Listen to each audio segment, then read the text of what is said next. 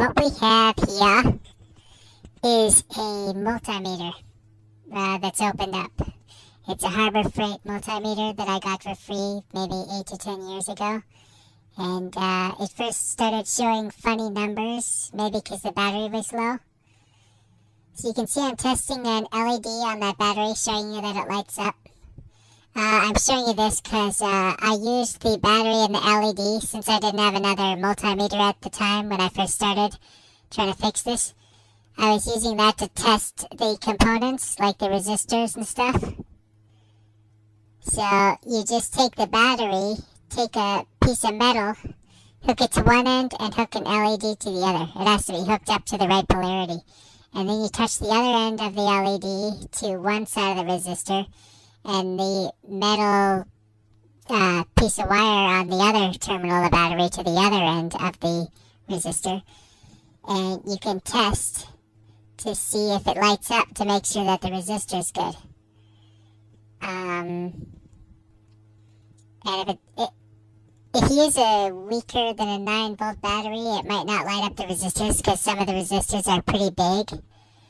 So you have to use a big battery like a 9-volt. So there's the one. I'm trying to show you there. So that's the resistor I found that doesn't work. I found a resistor that's burnt out. Okay, so I'm showing you this other multimeter here. When I touch the two terminals together, it'll... when I test other resistors, you can see a number going up there. But then when I test that specific resistor, nothing. It's just a 1 showing infinite resistance. See that? So that resistor is broken. I need to replace it. Okay. Yeah. Now, as I was saying earlier, the multimeter was showing funny readings that weren't accurate and were strange, probably because the battery was getting low. Anyway, I wanted to do a different power supply. You know, because I don't like batteries. Usually I don't take my multimeter around out on the town, you know, miles from home, carrying it with me on long journeys or whatever. Usually I just keep it at home and I have an outlet, you know. So I'd rather just power it a different way. So what I did was I hooked up a 9-volt power adapter where the battery used to go, but maybe I hooked it backwards, or maybe it was too much. It shouldn't have been too much, but maybe I hooked it up backwards or something. And I think it stopped working after that. I was trying to work it with the adapter hooked up, but it didn't seem to work.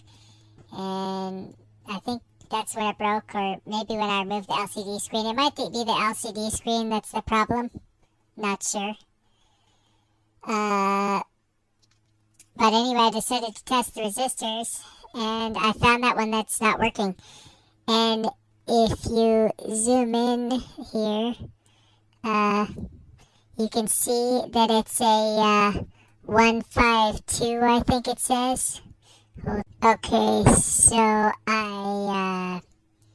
it's a 152. That means 15 times 10 to the second ohms. The third number is the exponent, and it's the most important, of course. I've zoomed in on I've circled there. I've circled it in orange. You might not be able to see it. And then I zoomed in here, and here it is. It's the circled one. It's a 152, it says. There it is, even closer. Okay. Yeah. So, okay, so here is a television circuit board that I pulled from one of those old vacuum tube televisions. And I found a 152 thing on there. As you can see, I'm pointing to. Maybe you can see it. So yeah, it needs to be the same type, same ohms.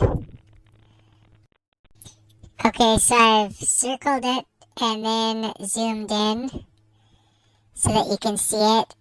It says 152 on it, so that means it's also a 15 times 10 to the second, or 1500 ohm resistor. You could maybe also use a color-coded resistor, since these seem to be hard to find for me. This I just pulled out of a CRT TV that I found in someone's trash. I have a few circuit boards. They don't all have a 152 on them.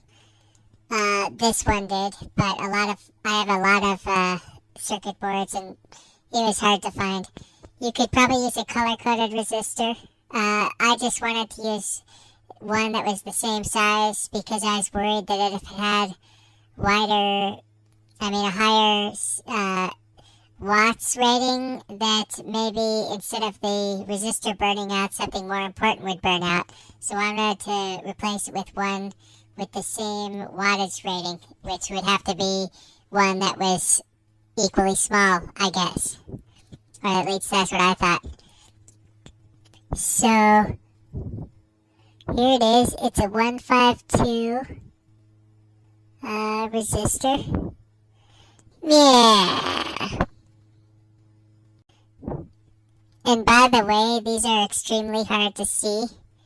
I have bad vision. I'm very nearsighted. Even without my glasses, I can barely see it. Maybe I can't see it. You might need reading glasses or a microscope or something to read the writing on it. And now what I'm showing you, I'm using my LED technique again to show you that the resistor works, because if you don't have a working multimeter, then in order to test the resistor, if you want to test it to make sure the new one works, you'll need to do something like this with an LED to test it. LED and a battery, 9-volt battery. So yeah, so you can see that it's working.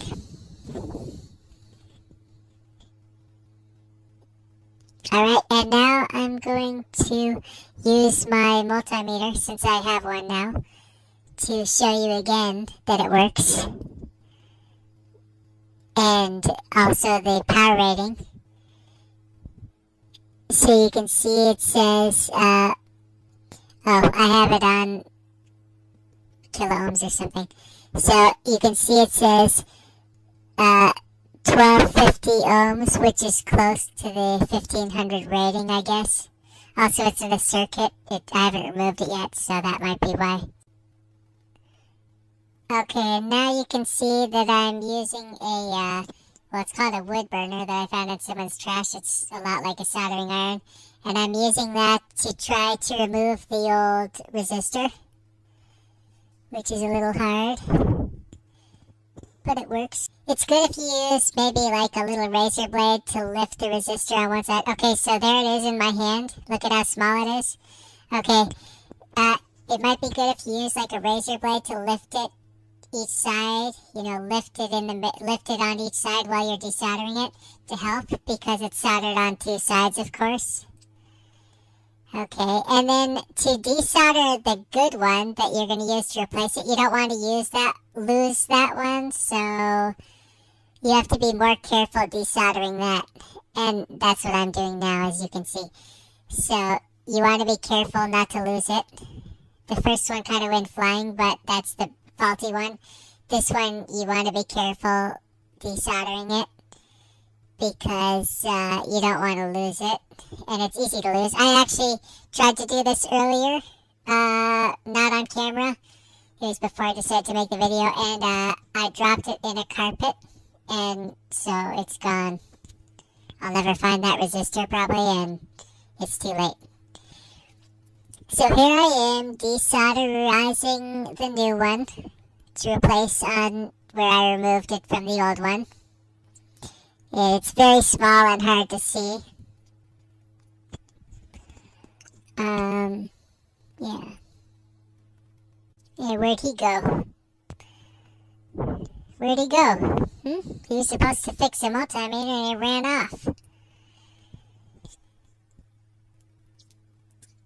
So, it might be good to have a tweezers or something like that to hold on to it, or a knife or something. So you have a knife, and it's good to lift the little resistor while you're desolderizing it. You know, to lift it a little bit gently. You don't want to crack it or something, crack it in half. And yeah, that way you can sort of move it with the knife while you're desolderizing it.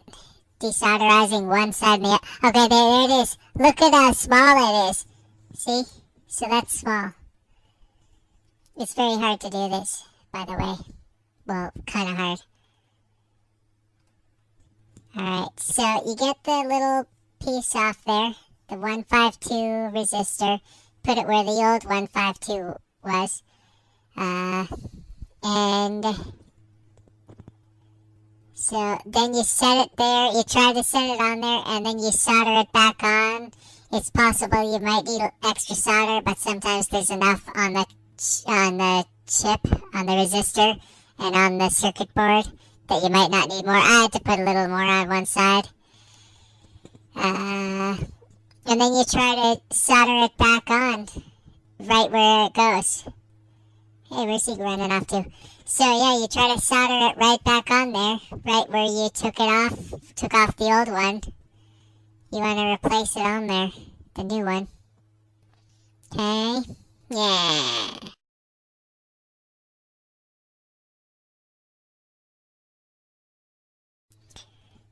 Okay, it looks like I needed to grab a knife again because it's hard to line it up there. You kind of need the soldering iron, maybe something else to move it around. And, okay, so it looks like I got it on. Now I'm testing it. Got the multimeter out. And if you look closely, you should be able to see the reading. It says 1458 or so, 1455. That's right on target. Okay, so yeah, it's a 1455. It says 152, so 1500 and 1455 rounds to that. So they're not exact. Alright, so now I'm hooking the battery back in, pushing the on button, and you can see that it still doesn't work. So this was a big fail. Okay. I'm gonna maybe try again, maybe. But yeah, this didn't work. That was a faulty resistor, but there are more problems, obviously. Maybe I'll try messing with the LCD screen next. You know, if I decide to work on it some more.